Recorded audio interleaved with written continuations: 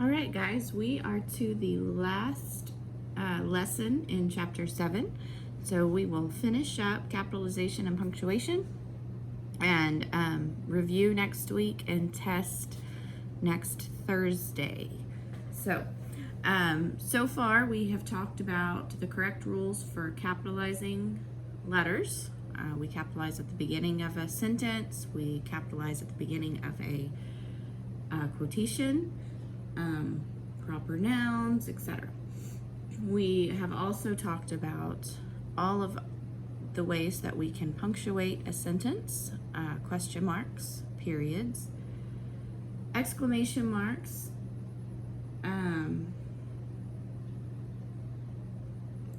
we also talked about commas and when we use commas.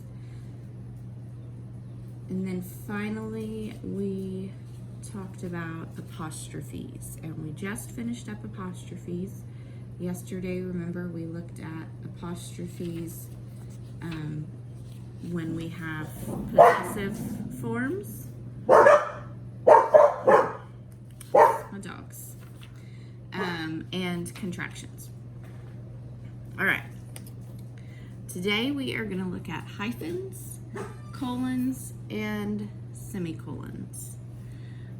So the first one we are going to look at are hyphens. Okay, so all a hyphen is a dash.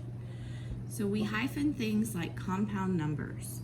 So when I have a number like 21 through 99, then when I write it out, and remember, when we are writing an essay, we never just put the numbers. We always write our numbers out. Then we are going to hyphen in between. So 22. Let's say 98. 90 hyphen 8. Okay, so I hyphen in between compound numbers when I am spelling those out. We also hyphen any words that end with in-law. So I gave the example, brother hyphen in hyphen law, sister-in-law, mother-in-law, father-in-law. I would hyphen all of those, okay?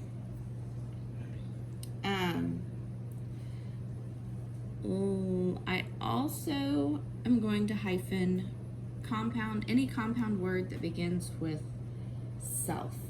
And if you look on page 381,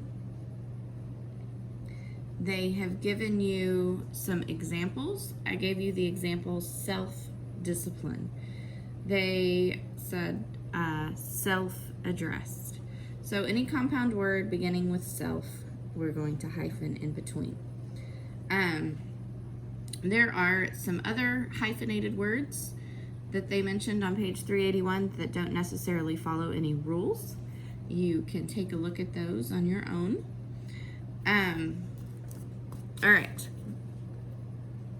Another rule for hyphens is we always, and I recommend not doing this, period, but if you are writing and you come to the end of a line and you run out of room, then you can hyphen or divide words at the end of a line of writing. So if I was writing and here is my red line on my notebook paper, and I run out of room because I'm not supposed to cross over, then I can hyphen the word.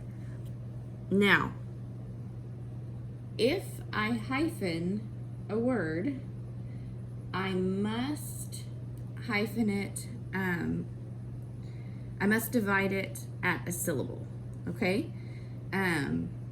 So you're not gonna divide a one-syllable word. I'm not gonna divide a simple word like cat, or even longer words if they're one syllable.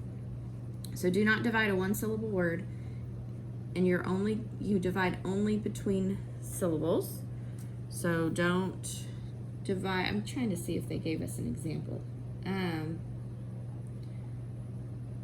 Let's see. Okay, so like storm. I'm not going to STOO dash and then come down here and write storm. Okay, that's not going to work. So that's a one syllable word. I'm not going to do that.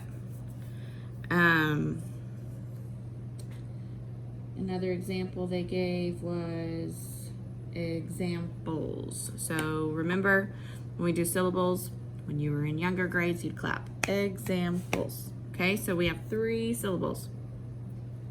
So I wouldn't divide exam and then come down and put the rest of the word here because I'm not dividing between syllables.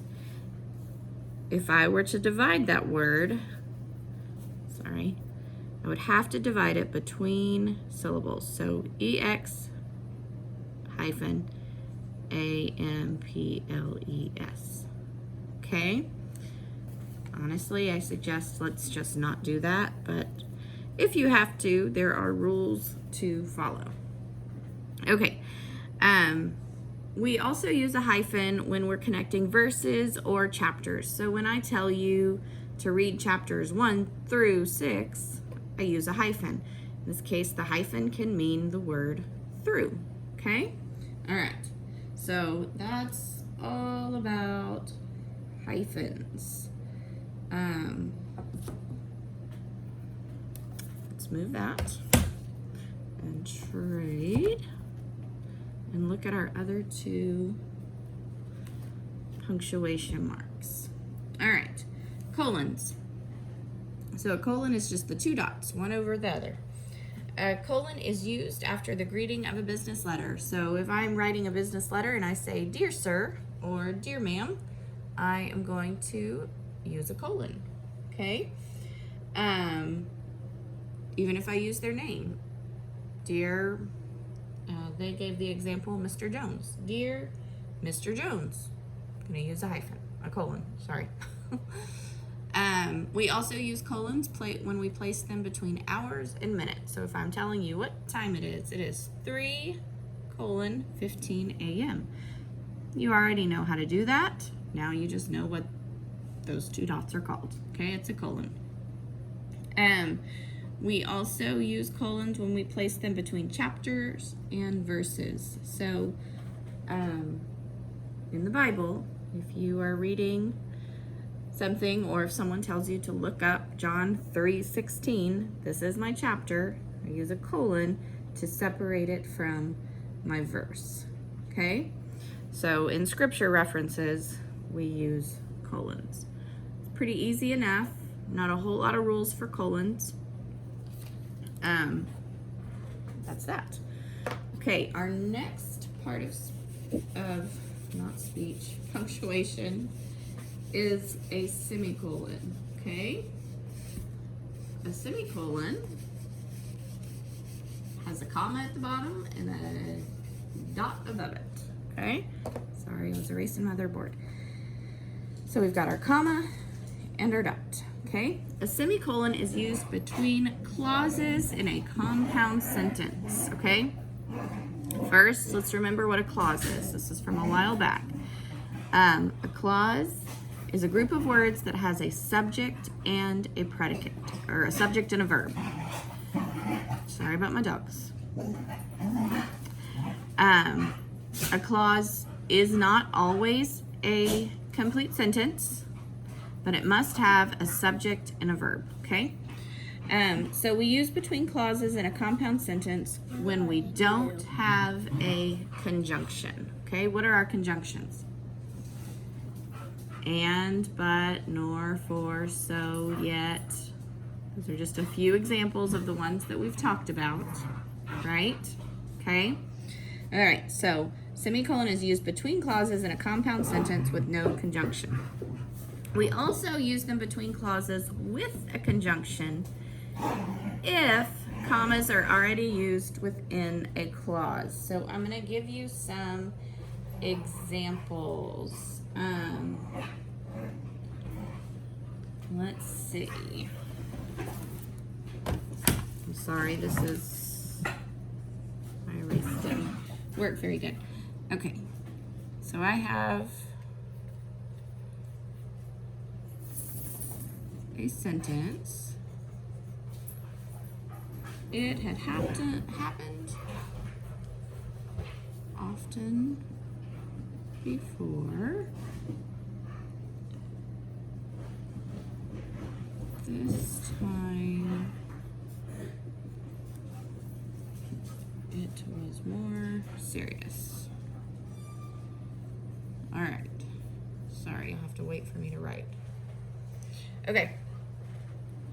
So I have a sentence here. If you look on page 383, that's where I'm getting my sentences from. Okay, page 383 under semicolons. It had happened often before. This time it was more serious. So I have two clauses here. My first clause, I think I can divide it, is this. It had happened often before. I've got my subject. It had happened would be my verb phrase, okay? This time it was more serious. I've got another clause. It is my subject, was is my verb, okay? Now, do I have a conjunction between these two sentences? No. If I wanted to use a comma, I would put a comma here, and then I would need a conjunction, like but, okay? It had happened often before, comma, but this time it was more serious. Now, they didn't use a conjunction, so I'm not going to add one in there. Since there's no conjunction, I can use a semicolon, and it makes this sentence okay.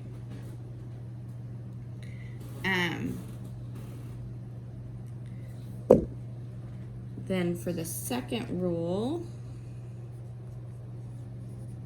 Esau begged, comma, pleaded, comma, and wept. So there is one clause, but there's my conjunction. It was to no avail. All right. So remember I said we can use a semicolon between clauses with the conjunction if commas are already used. Okay, so we've used some commas because we have a series. Esau begged, comma, pleaded, comma, and wept, but it was to no avail. So instead of using just a comma, I would use a semicolon here because commas are already in use. Okay? All right. Let's see.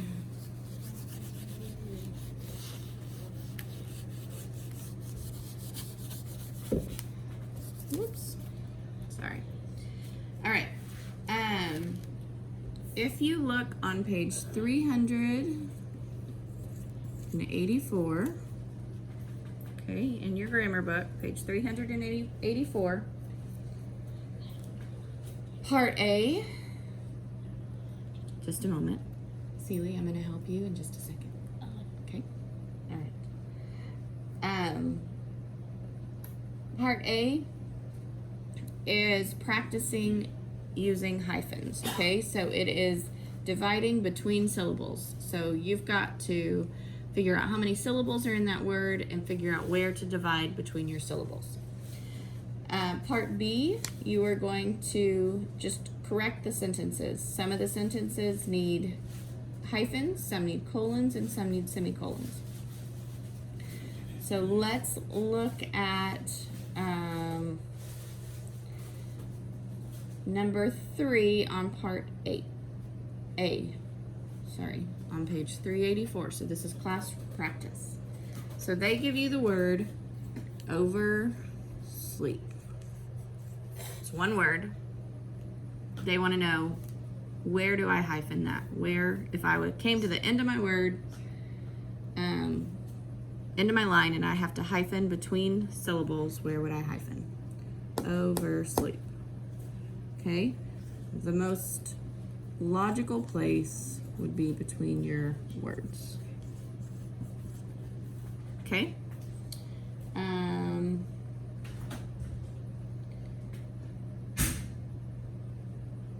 Let's see.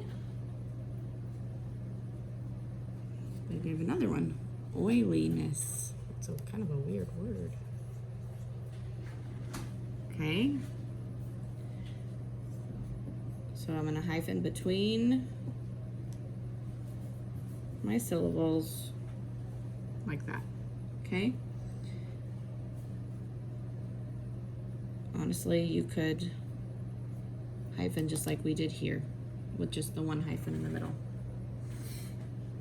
Okay, let's look at a couple on part B. Number 1 says, he said that he had 22 great uncles and great aunts. Okay? We need some hyphens in there. Remember, we hyphen between numbers, so 20 hyphen 2. We also hyphen between names of family members or people that begin with great. So great hyphen uncle, great hyphen aunt. Let's skip down to number 4. My great aunt recited Psalms 103, 112 without a mistake. All right. So first I have great hyphen aunt. What did she do? She recited Psalms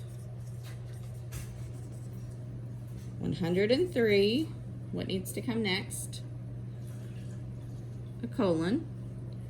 1 through, so I use my hyphen, 12 without a mistake. And then let's look at number 6. My aunt brought celery, carrots, and cheese. So I have a couple commas in there. And her sister-in-law brought fruit. Okay, I need a semicolon in there, remember, because I've got 2 clauses. I've got 2 different parts of a sentence. I have some commas in one of them, so to divide those 2, that compound sentence, I can use a semicolon. My aunt brought celery, comma, carrots, comma, and cheese, semicolon, and her sister-in-law brought fruit. Okay? All right.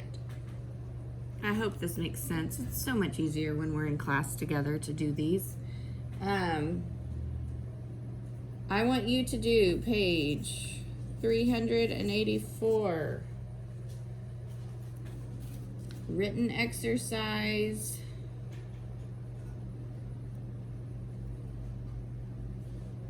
B and C. Okay.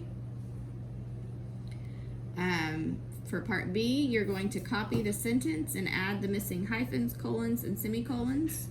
There are 5 sentences. For part C, they have given you a time and word form, and they want you to write it out. So number 1 says 13 minutes after 9 in the evening. That translate to 9:13 p.m. Okay? And there are only 4 of those, and I just did the first one for you. So written practice, page 384, B and C. Okay, don't forget for the weekend, you've got to finish your Nori Ryan book. You need to be working on your science project. And your history warm-ups should be finished for today. All right, y'all have a great day.